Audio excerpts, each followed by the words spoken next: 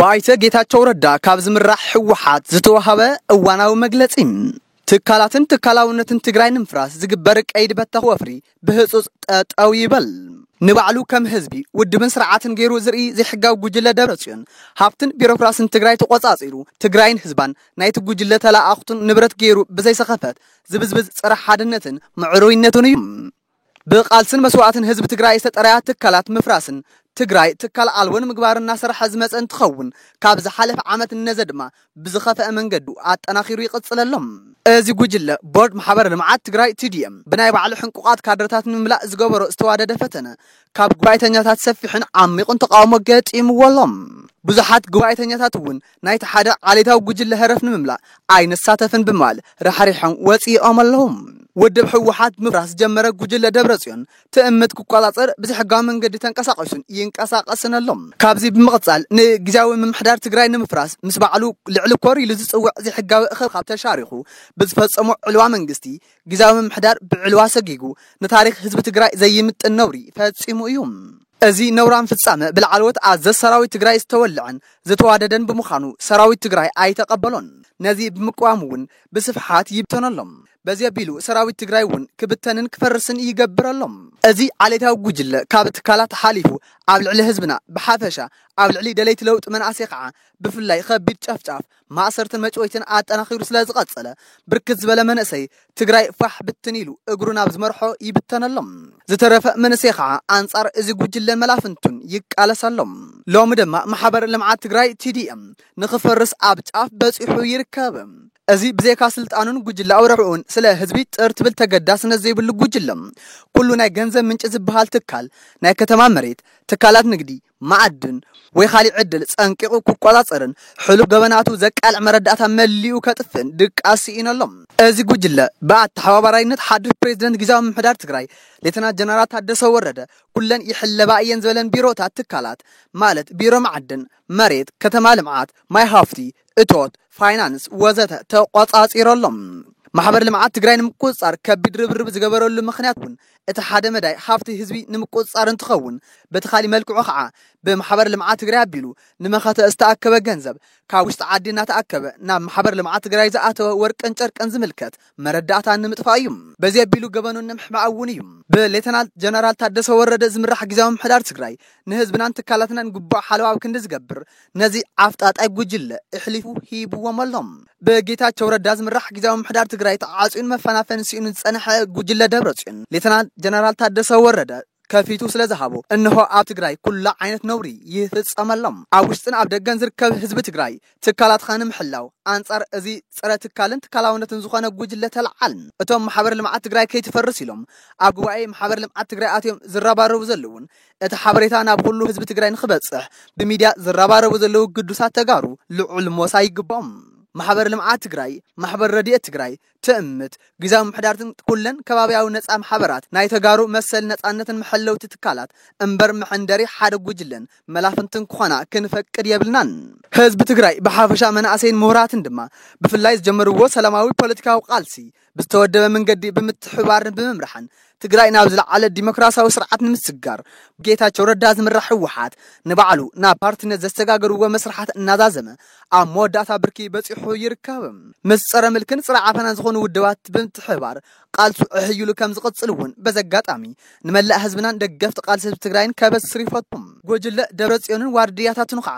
ዘይዛሪ ጉልኹምን ጥፍኣትኹምን ማሕበረሰብ ዓለም ብፀሓይ ቀትሪ ይዕዘበኩምሎም ጸረ ሰላም ልምዓትን ረሃዋን ትግራይን ህዝቢ ምዃንኩም ፈታውን ጸላእን ብቁሉዕ ይከታተለኩምሎም ኣብ ውሽጥና ኣብ ደገን ዘሎ ህዝብና ብሓፈሻ ደላይ ለውጥ ዝኾነ መንእሰይ ምሁር በዓል ሃፍትን ዲያስፖራ ትግራይን ድማ ብፍላይ አንጻር እዚ ዓሌታዊ ጉጅለን ዋርድያታቱን ሆይሉ ክልዓል በዘጋጣሚ ጻውዒትና ነቐርብ ዝምልከተኩም ተቆጻጸርቲ ሲቪክ ማሕበራት እውን ኣብ ልዕሊ ማሕበር ልምዓት ትግራይ ዝግበር ዘሎ ቀይድ በተኽ መንገዲ ብዝግባእ ተረዲኹም በእዋኑ ሕጋዊ ስጉምቲ ብምውሳድ ማሕበር ልምዓት ትግራይ ኣምድሓን ሓላፍነትኩም ክትዋጽኡ ይግባእ ፕሬዝዳንት ግዛዊ ምምሕዳር ትግራይ ሌተናንት ጀነራል ታደሰ ወረደ እውን ብተመሳሳሊ እዚ ዘይሕጋዊ ጉጅለ ኣብ ልዕሊ ትካላት ትግራይ ዝገብሮ ዘሎ ዓፍጣጣይ ኣካይዳ ጠጠው ከብልውን ሓለዋትን ድሕነትን ትካላትና ክሕልውን ኣጥቢቕና ንሓትት ዘለዓለማዊ ዝኽሪ ንሰማዕታትና ማእኸላይ ኮሚቴ ሕወሓት 19 ሚያዝያ 2017 ዓመተ ምህረት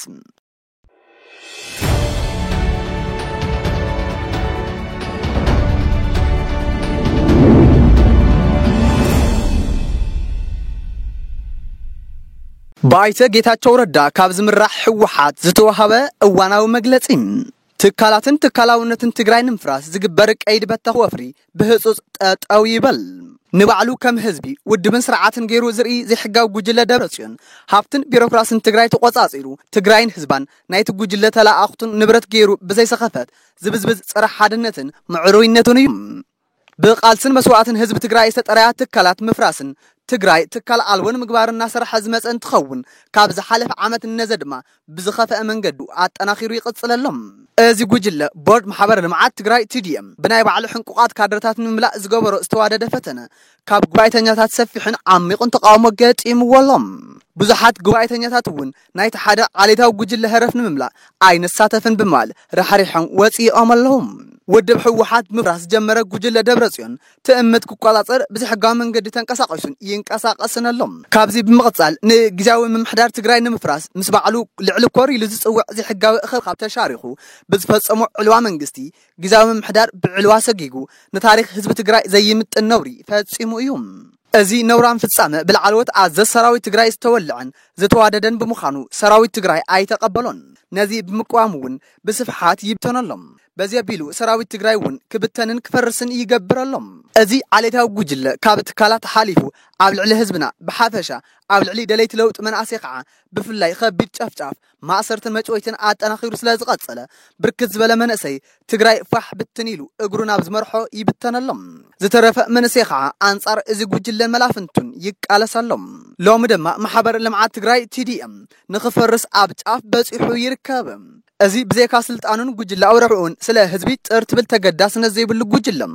ኩሉ ናይ ገንዘብ ምንጭ ዝበሃል ትካል ናይ ከተማ መሬት ትካላት ንግዲ ማዕድን ወይ खाली ዕድል ጸንቂቁ ክቆጻጸርን ሕሉ ገበናቱ ዘቃልዕ መረዳእታ መሊኡ ከጥፍን ድቃሲ ኢነሎም እዚ ጉጅለ በአተሐባባራይነት ሓድር ፕሬዝዳንት ግዛዊ ምምሕዳር ትግራይ ሌተናንት ጀነራል ታደሰ ወረደ ኩለን ይሕለባ እየን ዝበለን ቢሮታት ትካላት ማለት ቢሮ ማዕድን መሬት ከተማ ልምዓት ማይ ሃፍቲ እቶት ፋይናንስ ወዘተ ተቆጻጺሮሎም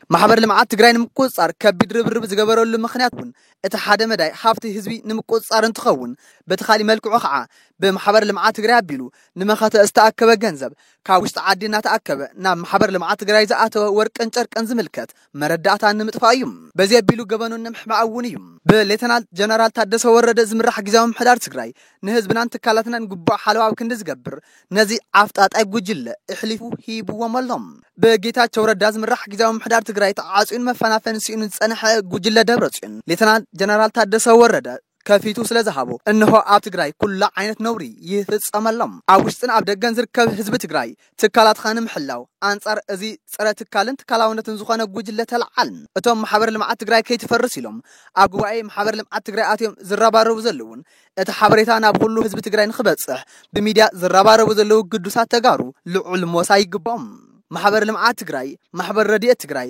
ትእምት ግዛዊ ምሕዳርትን ኩለን ከባቢያዊ ነጻ ማሕበራት ናይ ተጋሩ መሰል ነጻነትን መሐለውቲ ትካላት እምበር መሐንደሪ ሓደ ጉጅለን መላፍንትን ኮና ክንፈቅድ የብልናን ህዝቢ ትግራይ በሓፈሻ መናእሰይን ምሁራትን ድማ ብፍላይ ዝጀመርዎ ሰላማዊ ፖለቲካዊ ቃልሲ ብዝተወደበ መንገዲ ብምትሕባርን ብምምራሕን ትግራይ ናብ ዝለዓለ ዲሞክራሲያዊ ስርዓት ንምስጋር ጌታቸው ረዳ ዝምራሕ ሕወሓት ንባዕሉ ናብ ፓርቲነት ዘስተጋገርዎ መስራሓት እናዛዘመ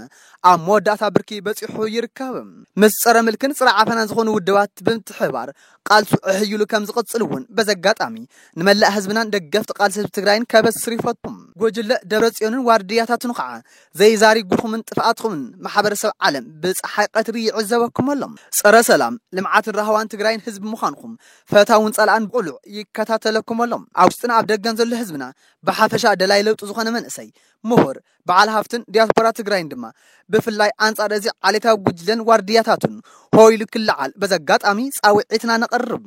ዝምልከተኩም ተቆጻጸርቲ ሲቪክ ማሕበራቱን ኣብ ልዕሊ ማሕበር ልምዓት ትግራይ ዝግበር ዘሎ ቀይድ በተኽ መንገዲ ብዝግባእ ተረዲኹም በእዋኑ ሕጋዊ ስጉምቲ ብምውሳድ ማሕበር ልምዓት ትግራይ ኣምድሓን ሓላፍነትኩም ክትዋጽኡ ይግባእ ፕሬዝዳንት ግዛዊ ምምሕዳር ትግራይ ሌተናንት ጀነራል ታደሰ ወረደውን በተመሳሳሊ እዚ ዘይሕጋዊ ጉጅለ ኣብ ልዕሊ ትካላት ትግራይ ዝገብሮ ዘሎ ኣፍጣጣይ ኣካይዳ ጠጠው ከብልውን ሓለዋትን ድሕነትን ትካላትና ክሕልውን ኣጥቢቕና ንሓትት ዘለዓለማዊ ዝኽሪ ንሰማዕታትና ማእኸላይ ኮሚቴ ሕወሓት 19 ሚያዝያ 2017 ዓመተ ምህረት